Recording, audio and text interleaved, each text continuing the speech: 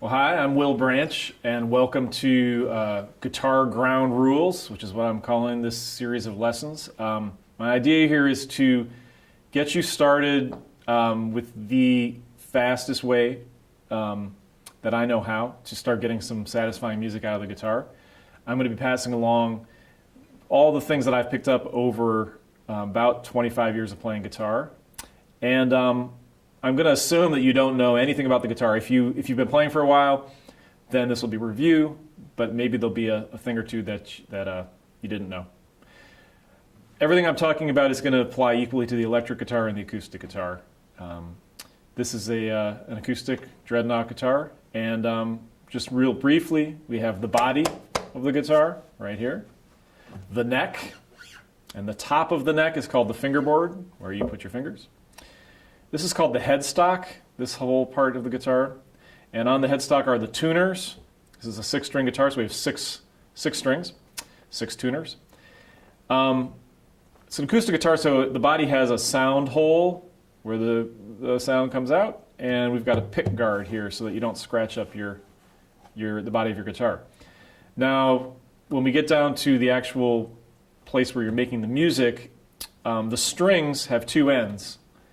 One is called the nut, which is a piece of plastic or bone right here, and that's where the sound is starting. Past the nut, you just get these little tinkly sounds. And then down here we have the bridge. The bridge has a special part called the saddle sitting in it, and that is where the strings are resting. Those are the 2 ends of the strings, the nut and the saddle.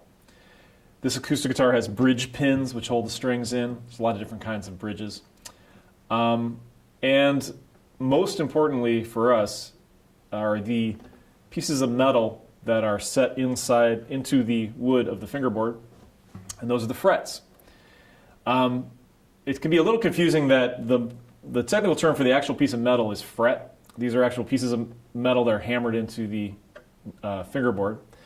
But when we talk about frets, we're actually talking about the space on this side of each fret. So this would be the nut, this would be the 1st fret, this would be the 2nd fret. And what we're going to do when we play guitar is put our finger on a string inside this space. So this space would be considered the 1st fret. Depending on what kind of guitar you have, you're going to have fret markers on different frets. This guitar's got fret markers on the 5th, 7th, 9th, 12th fret. And up here we have the 15th and 17th fret. You should also have some markers on the top of your fingerboard. A lot of guitars have a marker on the 3rd fret, 5th fret, 7th fret, 9th fret, and 12th fret. Almost all guitars have 2 dots on the 12th fret. 12th fret is a really important one, so we'll talk about that. And that is really the fundamentals of the parts of the guitar. You can see the way I'm holding it, which is sometimes called folk style, sort of the most relaxed way to play the guitar. Resting the curved part on my right leg. And this is fairly comfortable.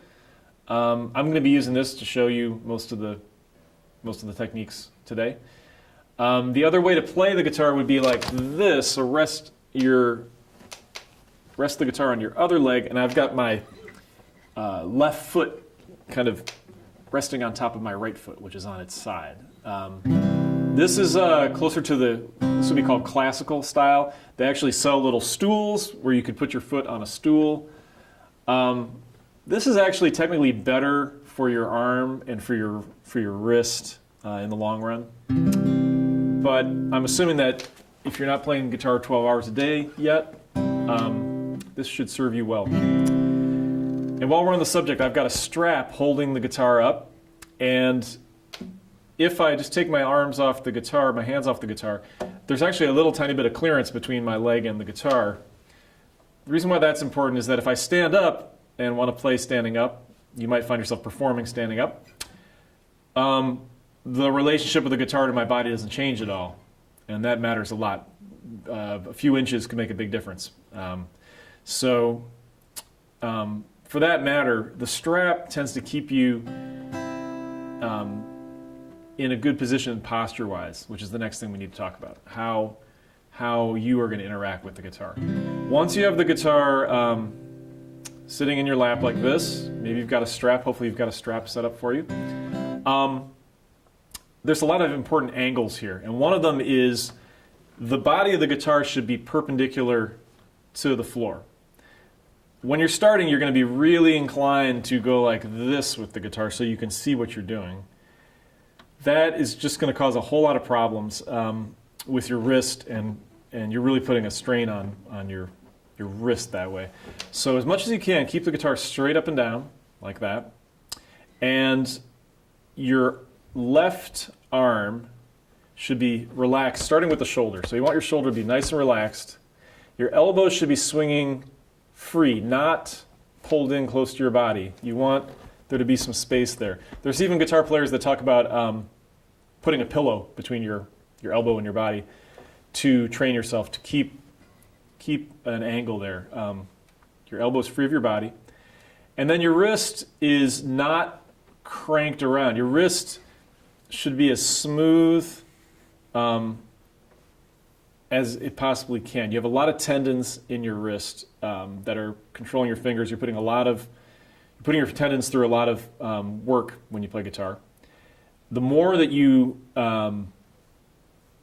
put a crimp or an angle in your wrist, the more strain you're putting those tendons under.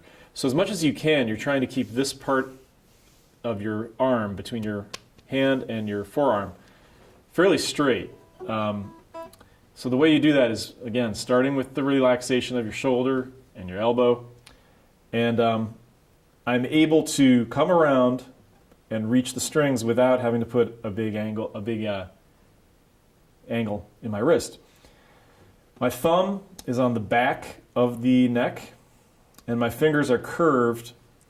Another thing to visualize is if your palm is choked up on the neck, that's another thing that's going to limit the movement of your fingers. So you should imagine that you were able to put a ping pong ball or an egg in the palm of your hand. That's the amount of clearance that should be between the palm of your hand and the neck of the guitar. So the only things that are contacting the neck are my thumb on the back and the tips of my fingers. And my fingers are curved. So I'm playing a chord, which we haven't gotten to yet. But that is some of the basics of posture. Now, I'm going to show you the absolute worst posture, and so maybe you can this will help you troubleshoot. Let's imagine I'd never played guitar before. I'm going to hold it like this. I'm going to hunch way over so I can see what I'm doing. I'm going to crank my arm. And then the other thing you really want to watch out for is you're going to feel like you want to rest your elbow on your leg, like this. You're probably bound to do some of those things as you're starting out, but those are all things to avoid as much as possible. Try to get some bad habits out of the starting gate. And that is pretty much the basics of holding the guitar. All that being said, it's really important to be comfortable with the guitar and have fun with the guitar. So if you find yourself slouching back on your couch with your guitar, that's all right. It's better to spend as much time as possible with your guitar than to feel like you have to get into a very rigid position every time. For this series of lessons, we're not talking about classical guitar where there's some extremely rigid rules about technique. My goal is to get you very comfortable with the guitar and playing as fast as possible without injuring yourself and without running into a ton of frustration. We're going to try and avoid frustration as much as we can, as much as that's possible.